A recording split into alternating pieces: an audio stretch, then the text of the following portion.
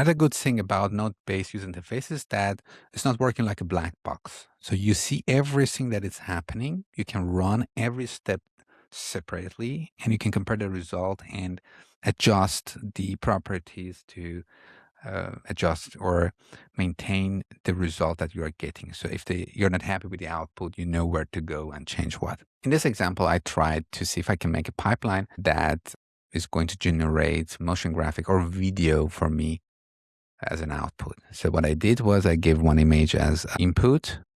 I used the image describer node to get prompt or a text of what exactly happening in this image. I used that as an input of a ChatGPT image 2.0 to create one image basically. And of course, after that, I give this image and another prompt as input for the runway gen for a model to generate something like this. Of course, I can play around with this prompt, or even I can use the prompt enhancer to create more complex and more controllable result for the video that is getting generated.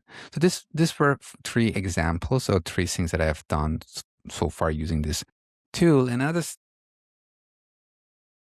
tool, and I find it very, very helpful to have such power in the Figma ecosystem, because you can easily jump between Figma design file, bring images here, take images from here. So you can basically right click on any asset that you make, either download it, or I guess there is also one copy. Maybe this one is a video. I'm not sure if you can copy the video, but you can copy the image by right clicking on the image and click on this option, copy image, and then go to the Figma and paste it in your design canvas. So there is a very nice connectivity there that you can take the stuff that you generate here and there to any file that you want. So also other way around, you can bring the design that you have within the Figma design into a Weave, and that's a very, very powerful feature.